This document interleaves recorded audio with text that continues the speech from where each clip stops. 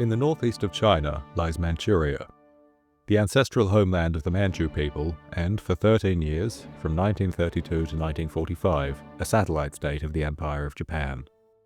Following a Japanese invasion, this region would be placed under the theoretical control of Puyi, formerly the Emperor of China, and stood as an ally to their Japanese neighbor. The stated intention was to build a pan-Asian utopia of racial equality. In reality, the country was little more than a brutal work camp under the control of rogue elements of the Japanese military and unscrupulous corporate allies. Under this regime, some of the worst atrocities of colonialism were inflicted on the Chinese population. This is the story of the Empire of Manchukuo. China entered the 20th century as an empire, ruled by the Qing dynasty from the Forbidden City in Beijing. In the early part of the century, however, the dynasty was overthrown in a remarkably quick revolution that led to the establishment of the Republic of China. This new republic was very weak, however, and the various regions of China soon came under the control of former generals turned warlords. During this time, the Japanese and European powers took the chance to expand their influence in China, expanding on the unequal treaties from the previous century, which gave these empires broad rights within the country and control of large swaths of its resources and infrastructure. Japan, fresh off its modernization and looking to compete with the European powers that governed the world, saw Manchuria in particular as essential to its national defense, as it provided a buffer between its colony in Korea and the newly formed Soviet Union. Additionally, as Japan lacked many of the resources required for a modern industrial economy, the north of China provided an accessible and rich pool of lightly defended stuff. Japan expanded its influence through public and private investment in the region, backed up by the government. Most importantly was the South Manchuria Railway Company, which sounds like a fairly small-scale travel company, but you can really think of it more along the lines of an independent government a la the East India Company. With Japanese backing, the company had the rights to the land surrounding its railways, its routes were defended by Japanese troops, and it quickly expanded into other areas, like owning industrial factories and steelworks and coal mines and hotels. Basically anything the Japanese needed to happen in the area went through the railway. Meanwhile, the Kwantung Army, headquartered in Japanese Korea, was the Japanese army used to garrison the areas around the Manchurian railways. This was, even by Imperial Japanese standards, a peculiar organization. Japan at the time had a huge domestic terror problem, particularly with nationalist officers killing politicians they felt didn't support the army. The Kwantung Army was far enough out of the way from Japan that it was used essentially as a dumping ground for the radicals of the Japanese military, where they theoretically couldn't do much harm.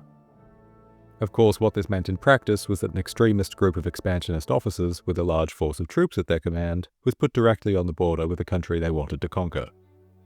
And despite the reputation of the Imperial Army for loyalty, they actually have a long history of, let's call them, unsanctioned actions.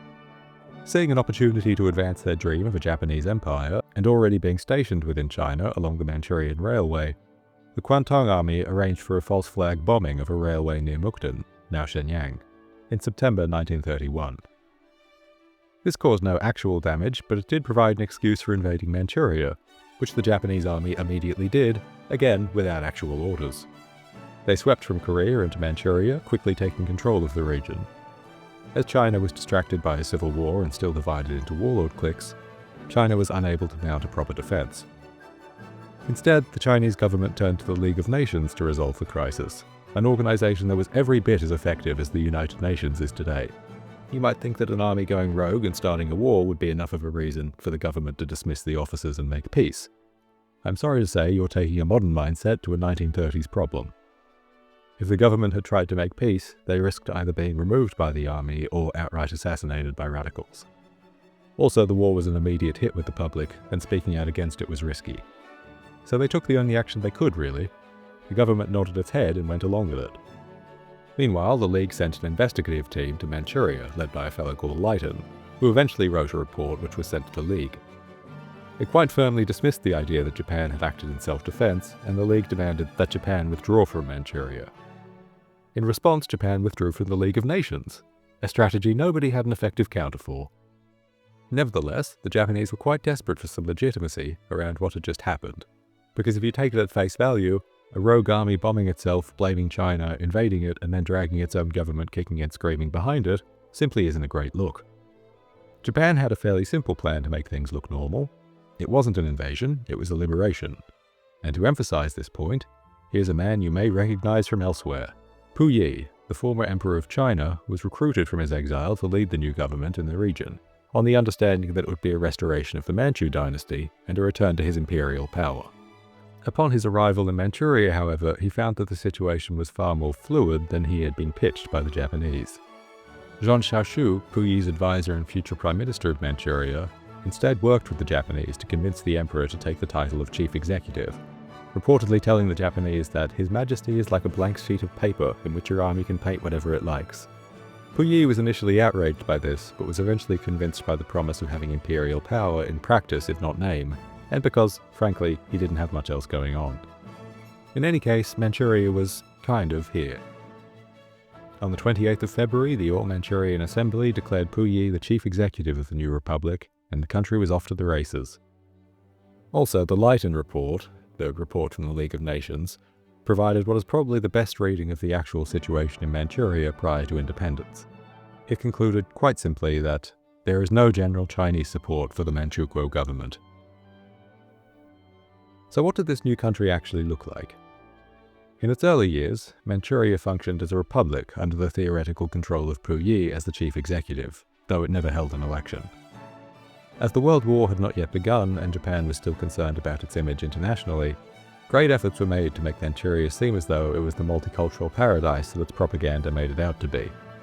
Firstly, the influence of Japan was pervasive. A secret treaty signed between the two countries at Manchuria's foundation gave Japan complete control over the defense and security of Manchukuo. That Japan would administer the railways, harbors, waterways and airways of Manchukuo and would carry out further construction. That the supplies and equipment needed by Japanese troops would be provided by Manchukuo. That the Japanese would have the right to open mines and exploit natural resources. That the Japanese would be allowed to hold office. That Japan would have the right to move immigrants into Manchukuo, and many other items. At first, this control was being exerted through the South Manchurian Railway, but quickly other Japanese-led organizations sprung up and began asserting control over larger and larger areas of the country. Following on from the South Manchuria Railway came the Manchuria Industrial Development Company, a public-private venture that aimed to rapidly develop Manchuria's heavy industry in a way that was somewhat reminiscent of the Soviet five-year plans.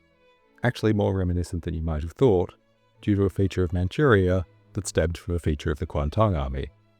It quickly became a dumping ground for people who were basically, but not quite, political exiles. This included a large portion of the sizable Japanese socialist movement, many of whom helped form the basis of the new Manchurian administration. It might sound odd given that fascists and socialists have historically not gotten along, but Japan in particular had a much more fluid ideological landscape than Europe that made this work. As such, a crash industrialization campaign immediately took place that spent the next decade working to expand Manchuria's heavy industry. In this it was quite successful if you ignore all the death. At the time of independence, Manchuria had between 30 and 35 million people living in it. Of these, the overwhelming majority were Han Chinese, followed by a few million Manchu, about 1 million Mongols, and hundreds of thousands of Koreans and Japanese. Despite the country effectively being a Chinese state, the idea of a Pan-Asian identity would quickly become central to its new government, partly as a means of separating it from China, and also partly because it made the Japanese influence easier to accept. At the country's founding, Chinese, Manchurian, Mongolian, and Japanese were all taught in schools, though naturally with a particular focus on Japanese. A new government cabinet was also formed based entirely on Japanese suggestion. The actual ministers were a mix of different ethnicities of Manchuria, and were for the most part actually loyal to the chief executive. Which might sound like Manchuria had some policy leeway, but no, because the vice ministers were all Japanese, and vice ministers made all important decisions.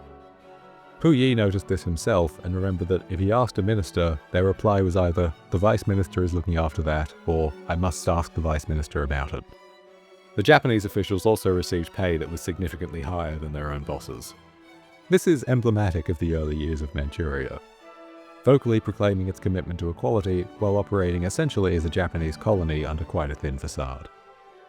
However, soon enough, even this facade would be missed as the Kuomintang Army took a greater and greater role in the affairs of the country.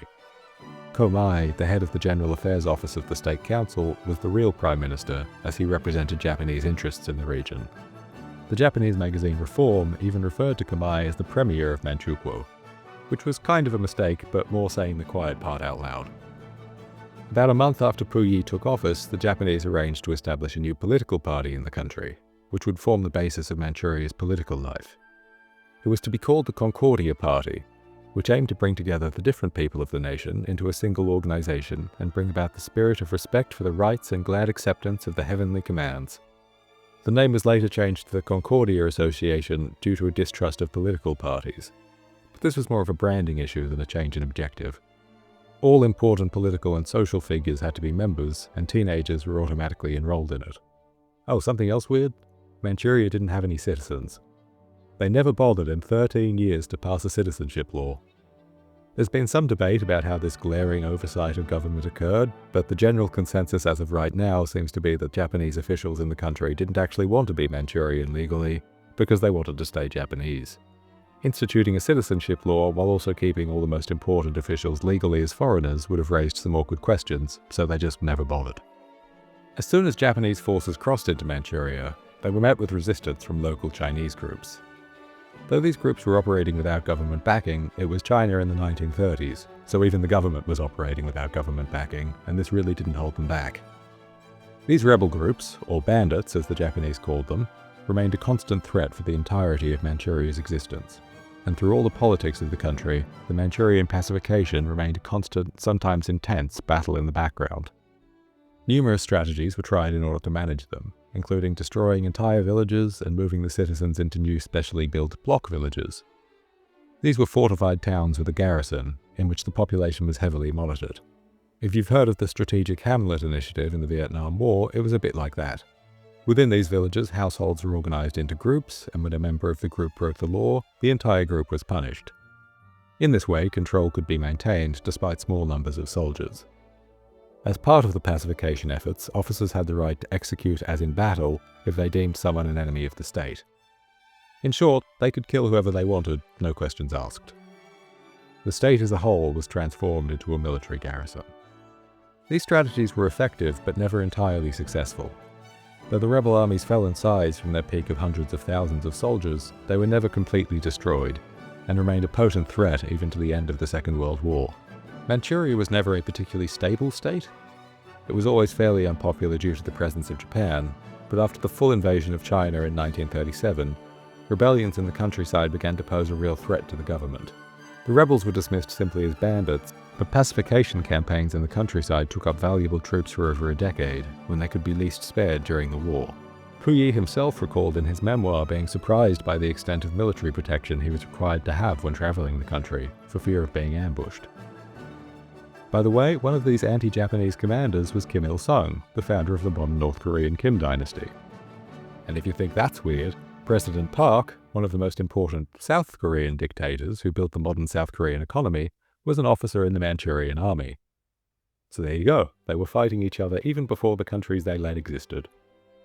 As for the Soviets, the border between Manchuria, Mongolia and the USSR was poorly demarcated, and became a porous frontier in which Soviet and Mongolian troops constantly crossed the border and came into conflict with Japanese and Manchurian troops. From Manchuria's first year, there were minor skirmishes which steadily escalated over time before culminating in the Battle of Khalkhin Gol in 1939, in which tens of thousands of men fought, complete with tanks and planes. It ended in a stalemate, but the ability of the Soviets to fight so effectively was one of the reasons Japan turned south for further expansion rather than north. So basically, Manchuria spent its entire existence in a state of war, either against the Soviets or Chinese rebels. And now for something completely different: drugs. Manchuria was one of the biggest narco states in history. The Kuomintang army used opium both as a means of control and of funding without having to go through Japan. Having near-complete control of a truly massive region of prime agricultural land, and in China the largest collection of opium addicts in the world, the money came flowing in. Although opium was technically banned in Manchuria, this was really more to create a government monopoly on it than to do away with addiction. Addicts simply had to register themselves and then buy opium from the government. When raising government bonds in Tokyo, Manchuria used the profits from opium sales as collateral. I've seen it reported, though I can't confirm, that opium sales accounted for up to 20% of Manchuria's revenue. Anyway, here's Manchurian identity. Every state needs a national identity, and Manchuria was no different. The trouble was, it was an almost uniquely frustrating place to try and build one, They had a former Manchu emperor as a ruler, but didn't want to be associated with the Qing dynasty. They couldn't be too Chinese because they had just declared independence. They couldn't be Japanese because that would only cement the idea of an occupation. Instead, they chose to emphasize the country's diversity itself as an identity. Manchuria was the crossroads of Asia.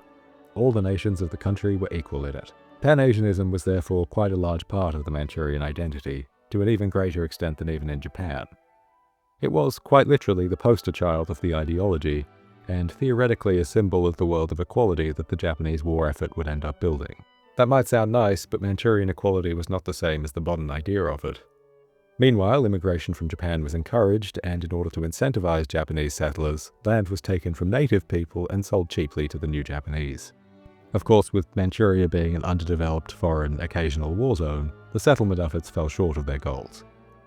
Nevertheless, by the end of the Second World War, there were a few 100,000 Japanese that had moved into the region. When the local people were reluctant to sell their land, they were simply forced to. We trampled underfoot the wishes of farmers who held fast to the land and, choking off their entreaties full of lamentations and kneeling, forced them to sell it. When we thrust on them a dirt-cheap selling price, even if the colonization groups resettled the terrain, I was saddened that we would be leaving them to a future of calamity, and I felt that we had committed a crime by our actions. Puyi became chief executive of the country on the understanding that after a year, the Japanese would reinstate him as Manchurian monarch. To his immense surprise, they actually kept this deal, and after his first year ended, they began making preparations to reorganize the republic into the Manchurian Empire.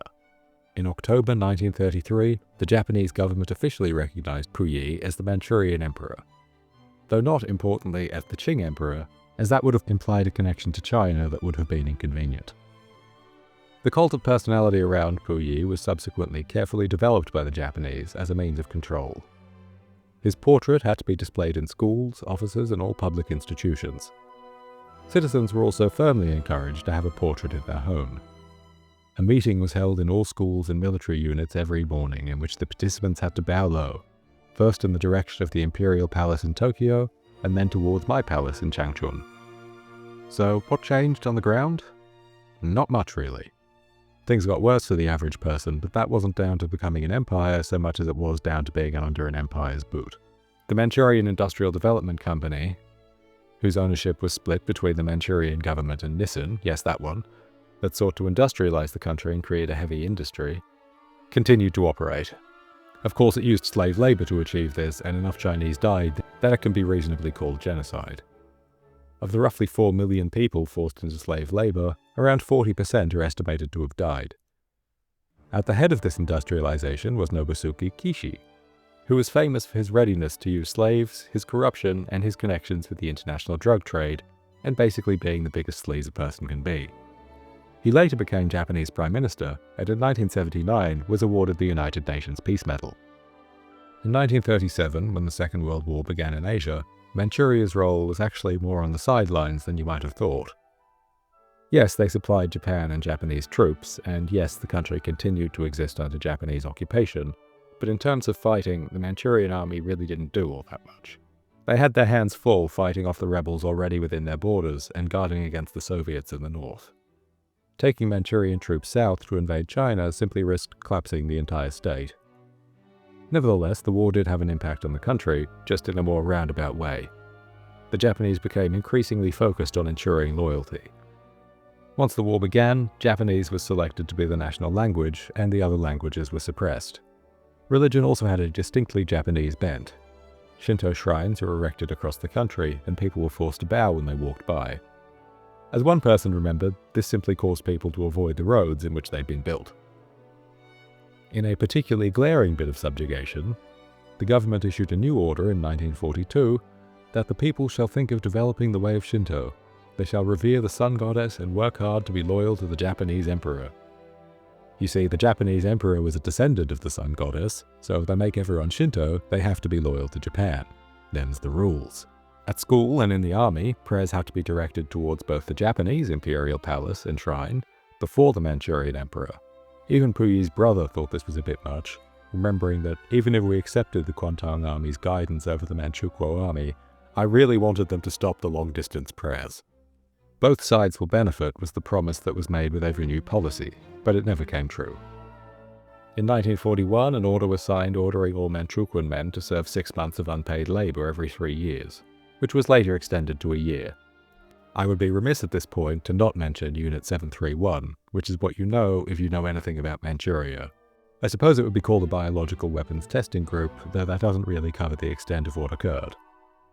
Thousands of kidnapped Manchurians were experimented upon and tortured by a Japanese army unit.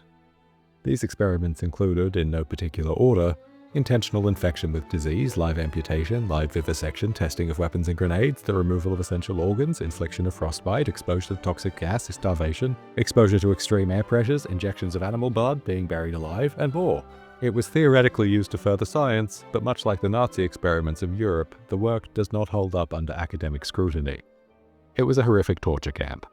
Much like the country itself, thousands of people were sacrificed at the altar of Japanese experimentation to further some vague idea of progress. The soldiers were also not punished after the war, and many of them went on to hold prominent positions. Shiro Ishii, who led the unit, died of cancer in 1959 after working for the US government and opening a free medical clinic in Tokyo. Another went on to found Green Cross, formerly one of Japan's largest medical corporations. In other words, they got away with it. Manchuria had a rather strange experience in the Second World War, being a major combatant but also for the most part untouched by the conflict. It hadn't been terribly bombed like Japan had, and the front lines were miles to the south in China. For the majority of the war, Manchuria's main concern had been the rebel groups that covered the countryside. These groups were large and dangerous, yes, but not capable of causing the same disruption as an industrialized army. This all changed in late 1945, when 3 days after the atomic bombing of Hiroshima, the Soviet Union entered the Asian front of the war and swept south across Manchuria. The invasion began in early August, and in about 2 weeks, the Manchurian army had collapsed in the face of the Red Army. In Japan, faced with blockade, starvation, atomic bombings, firebombings, and now under threat of both an American and Soviet invasion of the home islands, the decision was finally made to surrender. Having lost their support from Japan and being completely outgunned, the Manchurians surrendered on the 16th.